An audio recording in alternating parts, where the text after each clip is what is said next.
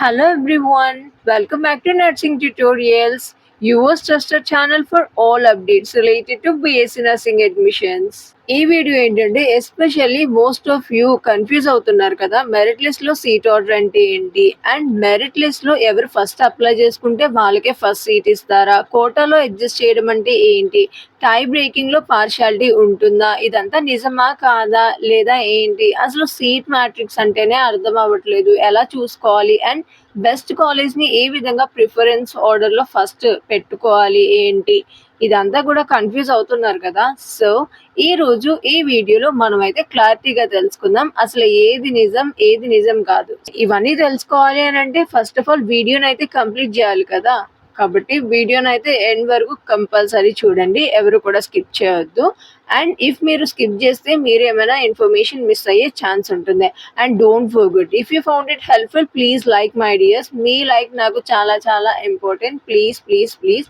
And more importantly most of the members కి reach అవ్వడానికి మీ లైక్స్ చాలా vital role and important role ని ప్లే చేస్తున్నాయి. లైక్ చేయమంటున్నా కదా అని కంటెంట్ లేకపోయినా లైక్ చేయమని నేనేం అడగట్లేదు.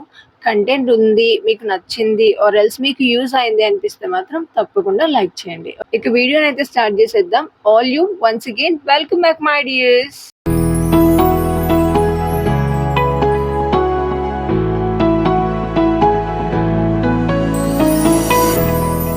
ఈ వీడియో ఎస్పెషల్లీ నర్సింగ్ ఆస్పిరెంట్స్ మీకోసమే. వెబ్ ఆప్షన్స్ ని ఫిల్ చేయడానికి రెడీ అయిపోతున్నారు కదా, most of you web options already apply చేసుకునే ఉండుంటారు.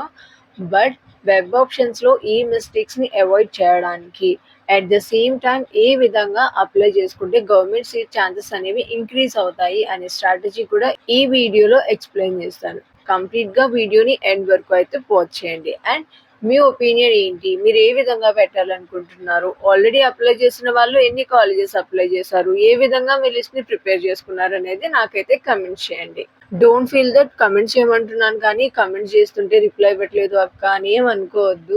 నేనైతే చాలా వరకు రిప్లైస్ ఇవ్వడానికి ట్రై చేస్తున్నాను, బట్ నా వల్ల అవ్వట్లేదు అన్న టైంలో మాత్రమే నేను రిప్లైస్ ఇవ్వట్లేదు గైస్. మీరు అస్సలు మాత్రం ఫీల్ అవ్వద్దు, ఎప్పటికైనా నేను ప్రతిదానికి రిప్లై ఇస్తాను ఇన్ టైంలోనే. ఇక వీడియోని అయితే స్టార్ట్ చేసేద్దాం. ఫస్ట్ ఆఫ్ ఆల్ అసలు మోస్ట్ ఆఫ్ యూ థింక్ చేస్తున్నారు కదా, ఎవరైతే ఫస్ట్ పెట్టుకుంటారో వాళ్ళకే ప్రిఫరెన్స్ ఆర్డర్ లో ఫస్ట్ ఛాన్స్ ఉంటుంది, వాళ్ళకే ఫస్ట్ సీట్ ఇస్తారు ఆ కాలేజ్ లో అన్న ఫీలింగ్ లో అయితే ఉన్నారు కదా. అసలు ఆ ఫీలింగ్ నిజమా కాదా, ఇదంతా ట్రాష్ ఏంటి ఒకసారి చూద్దాం. ఇదైతే one of the most common mites, because చాలా మంది అయితే ఈ విధంగా అనుకుంటూ ఉంటారు. అప్లికేషన్ ఎవరైతే ఫస్ట్ సబ్మిట్ చేస్తారో వాళ్ళకే ఫస్ట్ సీట్ వస్తుంది అండ్ వాళ్ళ ప్రిఫరెన్స్ ఆర్డర్ నే ఫస్ట్ కన్సిడర్ చేస్తారు, మిగిలిన వాళ్ళందరూ రిమైనింగ్ సెకండ్ వెళ్ళిపోతూ ఉంటారు అట్లా అనుకుంటారు. రియాలిటీ ఏంటంటే అప్లికేషన్ సబ్మిషన్ ఆర్డర్ కి మెరిట్ లిస్ట్ లో సంబంధం ఉండదు, ఓకేనా. అంటే మీరు అప్లికేషన్ ఫస్ట్ అయినా సబ్మిట్ చేయొచ్చు అండ్ లాస్ట్ లో అయినా సబ్మిట్ చేయొచ్చు, బట్ మెరిట్ లిస్ట్ లో మీకున్న మార్క్స్, ఎలిజిబిలిటీ, లొకేషన్ వీటన్నిటిని కన్సిడర్ చేసే మీకు సీట్ అలాట్మెంట్ అనేది ఇవ్వడం జరుగుతుంది. అంతేగాని ఫస్ట్ అప్లై చేసాం కాబట్టి నాకు సీట్ గ్యారంటీగా వస్తుంది, లాస్ట్ లో అప్లై చేశాను కాబట్టి సీట్ మిస్ అయిపోయిద్దేమో, ఈ విధమైన ఐడియాస్ ఆర్ థాట్స్ ఏమన్నా ఉంటే తీసేయండి. బికాస్ మీ మార్క్స్, మీకు వచ్చిన ర్యాంక్, మీ కేటగిరీ, రీజన్ వీటన్నిటిని బేస్ చేసుకుని మాత్రమే సీట్ అలాట్మెంట్ ఆర్డర్ ఉంటుంది తప్ప వేరే వేరే విధంగా అంటే అప్లికేషన్ ఎవరు సబ్మిట్ చేస్తారో or application date of submission ని బట్టి సీట్ ఇవ్వడం, సీట్ అలాట్ చేయడం, సెలక్షన్ ఆర్డర్ ని ప్లేస్ చేయడం ఇలాంటివన్నీ ఉండవు. ప్యూర్లీ మీ మెరిట్ లిస్ట్ ని బేస్ చేసుకుని మీకు సీట్ ఇవ్వడం అనేది జరుగుతుంది. అండ్ మెరిట్ లిస్ట్ లో కూడా మీ స్కోర్స్ అన్ని కూడా, మీ రీజన్ అన్నిటిని కూడా కన్సిడర్ చేసి మెరిట్ లిస్ట్ లో కూడా మీ ర్యాంక్ ఇవ్వడం జరుగుతుంది. అర్థమైందా? మీరు మీ అప్లికేషన్ ని స్టార్టింగ్ టు ఎండింగ్ డేట్ వరకు వాళ్ళు ఇచ్చిన టైంలో ఎప్పుడైనా అప్లై చేసుకోవచ్చు. అప్లికేషన్ ఆర్డర్ వైజ్ అయితే సీట్ ఇవ్వడం అనేది జరగదు. మీకు వచ్చిన మార్క్స్ అండ్ మెరిట్ లిస్ట్ ని బేస్ చేసుకుని ఎవరికి ఎక్కడ సీట్ ఇవ్వాలి, ఏ యూనివర్సిటీ వాళ్ళకి ఇవ్వాలి అనేది వాళ్ళు డిసైడ్ చేస్తారు, ఓకేనా. అంతేగాని ఎవరు ఫస్ట్ అప్లై చేస్తే వాళ్ళకి ముందు సీట్స్, ఎవరు వెనకాల చేస్తే వాళ్ళకి వెనకాల, ఇంకా అలా లేట్ అయిపోతూ ఉంటుంది. అలాంటివి ఏం థింక్ చేయొద్దు, ఓకే. మీకు తెలుసా అసలు మన మెరిట్ లిస్ట్ ఎలా ప్రిపేర్ చేస్తారు అండ్ రియల్ ఫ్యాక్టర్స్ ఏంటి మెరిట్ లిస్ట్ ప్రిపరేషన్ లో అని? ఫర్ ఎగ్జాంపుల్ మీరు ఏపీ ఎన్సెట్ అయినా, ఎప్సెట్ అయినా సరే అందులో వచ్చిన స్కోర్‌కి వెయిటేజ్ ఉంటుంది. మీ అకాడమిక్ పెర్ఫార్మన్స్ ప్లస్ మీరు ఎంట్రన్స్ ఎగ్జామ్‌లో మీ ఓన్‌గా మీరు స్కోర్ చేసిన మార్క్స్‌ని రెండిటిని కంబైన్ చేసే మెరిట్ లిస్ట్ అనేది ప్రిపేర్ చేస్తారు. ఇదే అండి మీ యొక్క మెరిట్ లిస్ట్ ప్రిపరేషన్ ప్రాసెస్‌లో ఉన్న స్ట్రాటజీ.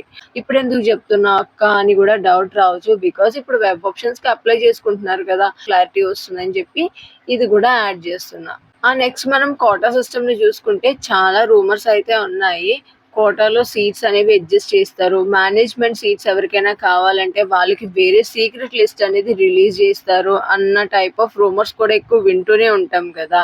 గవర్నమెంట్ కోటా సీట్స్ అనేవి ఫస్ట్ ఇలా ఫిల్ అయిపోతాయి. నెక్స్ట్ ఎవరికైతే రిమైనింగ్ సీట్స్ ఉన్నాయో అవన్నీ మేనేజ్మెంట్ వాళ్ళకి సీక్రెట్ లిస్ట్ అనేది ఇస్తారు అన్న టైప్ ఆఫ్ రూమర్స్ పాస్ చేసుకుంటూ ఉంటారు. అండ్ చాలా వరకు ఇలానే చెప్తూ ఉంటారు. బట్ క్లియర్‌గా చెప్తాను వినండి. ఫర్ ఎగ్జాంపుల్ రిజర్వేషన్ కేటగిరీస్ ఉంటాయి కదా! SC, ST, BC, EWS and physically disabled persons వాళ్ళందరికీ కూడా అఫీషియల్ నోటిఫికేషన్ ప్రకారం అంటే ఎన్టీఆర్ యూహెచ్ఎస్ అయినా, కేఎన్ఆర్ యూహెచ్ఎస్ అయినా లీగల్లీ అప్రూవ్డ్ అండ్ ట్రాన్స్పరెంట్ ప్రాసెస్‌లోనే కోటా సీట్స్ అనేవి అడ్జస్ట్ చేయడం జరుగుతుంది. అంతేగాని కోటా సిస్టమ్ అనేది ఏదో సీక్రెట్‌గా ఉంచి వీళ్ళకొక లిస్ట్, మేనేజ్మెంట్ వాళ్ళకి వేరే లిస్ట్ అండ్ మేనేజ్మెంట్ అంటే ఇంక మన ఇష్టం అది. మనం ఒకవేళ ఏదైనా కాలేజ్‌లో జాయిన్ అవ్వాలి అని అనుకుని మనం ఫీజ్‌ని కనుక అఫోర్డ్ చేయగలిగితే వెరీ ఈజీగా జాయిన్ అయిపోవచ్చు. దానికి ఇక్కడ సంబంధం ఏమీ లేదు. బట్ రిజర్వేషన్ పాలసీస్ అప్లై అవ్వాలన్నా లేదా గవర్నమెంట్ కోటాలో సీట్ రావాలి ఒక కాలేజ్‌లో అనంటే మీకు కోటాకి సంబంధించిన రిజర్వేషన్ పాలసీస్ అన్నీ కూడా based on our official website అన్నిటిని బేస్ చేసుకొని మాత్రమే మనకి ఇవ్వడం జరుగుతుంది. వేరే list or secret communication other type అసలేమి ఉండవు. ఓకేనా? అఫీషియల్ వెబ్‌సైట్ ఏదైతే ఫాలో అవుతుందో ఆ నోటిఫికేషన్ ప్రకారమే మనకి రిజర్వేషన్ పాలసీస్, కోటా సిస్టమ్ అన్నీ కూడా అప్లై అవుతాయి. And legally approved and transparent ప్రాసెస్‌లోనే ఇందులో వచ్చే ప్రతి స్టెప్ జరుగుతుంది. నెక్స్ట్ మోర్ ఇంపార్టెంట్ థింగ్ ఏంటంటే టై బ్రేకింగ్ ప్రాసెస్ ఉంటుంది కదా! ఫర్ ఎగ్జాంపుల్ ఇద్దరు క్యాండిడేట్స్‌కి కూడా సేమ్ మార్క్స్ వచ్చాయనుకోండి అఫీషియల్ టై బ్రేకింగ్ రూల్స్ అనేవి అప్లై చేస్తారు. అంటే ఎలా ఒకటి ఏజ్ అనేది చూస్తారు. నెక్స్ట్ సబ్జెక్ట్ మార్క్స్ అనేవి చూస్తారు. ఏజ్ వచ్చేసరికి ఎవరు ఎల్డర్ ఉన్నారు ఫస్ట్ ఏజ్ చూస్తారు. ఎవరైనా ఎల్డర్ ఉంటే వాళ్ళకి ఫస్ట్ ప్రిఫరెన్స్ ఇచ్చి నెక్స్ట్ రిమైనింగ్ వాళ్ళకి ఇస్తారు. లేదు ఇద్దరు ఏజ్ కూడా సేమ్ ఒకటే ఉంది అండ్ సబ్జెక్ట్స్ చూసుకుంటే ఎవరికి ఎక్కువ మార్క్స్ ఉంటే వాళ్ళకి ప్రిఫరెన్స్ ఇస్తారు. లేదు సబ్జెక్ట్స్ కూడా సేమ్ ఉన్నాయి, ఏజ్ కూడా సేమ్ ఉంది అని అంటే ఇద్దరికి కలిపి ఒక్కటే ర్యాంక్ ఇవ్వడం జరుగుతుంది. ఫేవరిజం అనేది అస్సలు చూపించరు. Whatever it is first of all tie breaking rules వచ్చినప్పుడు అఫీషియల్‌గా ఒకటి ఏజ్ అనేది చెక్ చేస్తారు. నెక్స్ట్ సబ్జెక్ట్‌లో మార్క్స్ అనేవి చూస్తారు. ఈవెన్ బోత్ సేమ్ ఉన్నాయి. అసలు ఎందులోని ఎవ్వరికీ కూడా తగ్గట్లేదు అనంటే ఇద్దరికి కలిపి ఒకటే ర్యాంక్ ఇవ్వడం జరుగుతుంది. టై బ్రేకింగ్ ప్రాసెస్ కూడా క్లియర్‌లీ లీగల్ అండ్ ట్రాన్స్పరెంట్ ప్రాసెస్‌లోనే జరుగుతూ ఉంది. ఈ టైప్ ఆఫ్ రూమర్స్, డౌట్స్ ఏమీ లేకుండా క్లియర్ చేద్దామని మెయిన్ మోటివ్‌తోనే ఈ వీడియో చేయడం జరిగింది. దీని మీద ఏమైనా డౌట్స్ ఉంటే కూడా తీసేయండి. ఇప్పుడు మనమైతే మీ యొక్క ప్రిఫరెన్స్ ఆర్డర్ ఏ విధంగా ఉండాలో చూద్దాము.